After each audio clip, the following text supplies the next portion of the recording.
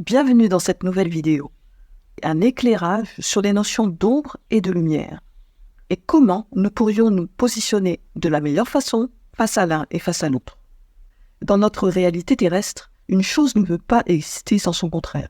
Le plus et le moins de l'électricité, le nord et le sud pour le magnétisme, le chaud et le froid, le grand, le petit, la gauche et la droite, le mâle, la femelle, et ainsi de suite. Autrement dit, nous devons jongler avec tout et son contraire, et c'est ce qui contribue à une forme d'équilibre à la vie. L'ombre et la lumière en font partie. Je voudrais maintenant faire un distinguo très important entre l'ombre et la lumière et le positif et le négatif. L'ombre et la lumière sont des états d'être intérieurs et par conséquent ce que nous rayonnons aussi, énergétiquement. Alors que le positif et le négatif sont des jugements de valeur qui proviennent de notre mental. D'ailleurs, ce qui est positif pour vous ne l'est peut-être pas pour quelqu'un d'autre. Et pour illustrer mon propos, prenons quelques exemples. Imaginez que vous avez envie d'aller vivre en bord de mer. C'est un climat qui vous convient parfaitement, qui favorise votre santé et qui permet de vous épanouir dans les sports nautiques. Maintenant, vous pouvez imaginer que pour un ami, il déteste l'eau, le vent, et rêve d'aller vivre en montagne pour pouvoir skier chaque jour, parce que c'est comme ça qu'il se sent bien. Ce qui est positif pour l'un ne l'est pas pour l'autre. Enfin, nous pouvons faire une analogie au niveau du monde végétal. Pour certains végétaux, l'ombrage et la fraîcheur sont positifs, alors qu'ils pourraient être négatifs pour certains qui auraient besoin de la lumière du soleil. Chaque être vivant va trouver des aspects positifs et négatifs dans sa vie. Et c'est cela qui offre une complémentarité et une diversité dans la vie. Maintenant, allons explorer la question de l'ombre et de la lumière. D'un point de vue physique, la lumière blanche est composée de toutes les fréquences du spectre visible, chaque fréquence ayant la même intensité. Tandis que l'ombre pourrait être considérée comme la zone sombre qui se forme lorsqu'un objet bloque le passage de la lumière. L'ombre est donc le résultat de l'absence de lumière, là où elle aurait été présente si l'objet ne l'avait pas gêné. Maintenant, d'un point de vue spirituel, et j'emploie spirituel pour dire état d'esprit, la lumière, nous l'avons vu, est un état d'être intérieur, donc un état énergétique de haute fréquence vibratoire, favorisant des valeurs telles que l'empathie, la compassion, l'humilité, la gratitude et bien d'autres belles énergies.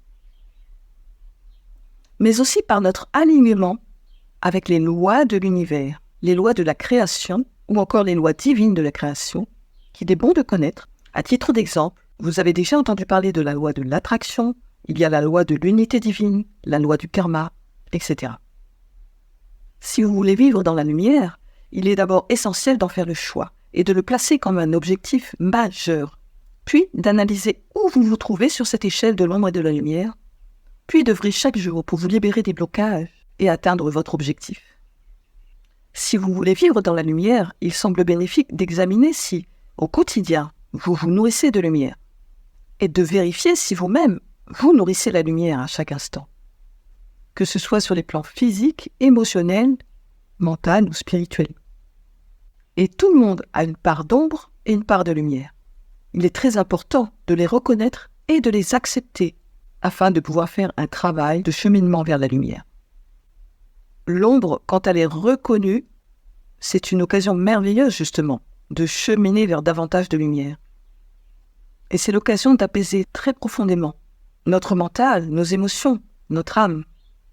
L'ombre est bien souvent héritée d'expériences antérieures disharmonieuses, difficiles et émotionnellement non digérées, qu'elles se soient passées dans votre vie actuelle ou dans des vies antérieures si cela fait partie de vos croyances, ou encore de nos lignées familiales.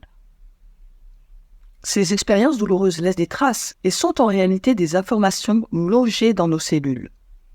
Et elles refont surface au travers des différentes situations dans notre vie dans lesquelles nous nous sentons mal, malmenés, malheureux. Mais c'est non seulement en aucun cas une fatalité, mais bien une information qui remonte à notre conscience, qui nous dit qu'il y a une souffrance, une dissonance, qui doit être regardée, considérée et libérée.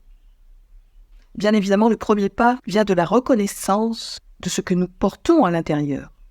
qui nous plonge régulièrement dans des émotions négatives, dans des désordres physiques ou dans des schémas de répétition négatifs. Le deuxième pas est l'acceptation, car nous avons choisi de nous libérer pour avancer vers une meilleure version de nous-mêmes, plus libre, plus enjouée, plus sereine et abondante. Le troisième pas est de faire le choix de se faire accompagner par un professionnel si nous n'y arrivons pas seuls. Le quatrième pas est d'arriver à s'observer soi-même lorsque l'ombre refait surface par des attitudes, des paroles, des pensées, et de se repositionner soi-même le plus rapidement possible. Et plus vous vous nourrissez de lumière et nourrissez vous-même la lumière, plus votre fréquence vibratoire augmente, plus vos guides de lumière peuvent être proches de vous, et plus il est impossible que des énergies de l'ombre s'immiscent dans votre vie.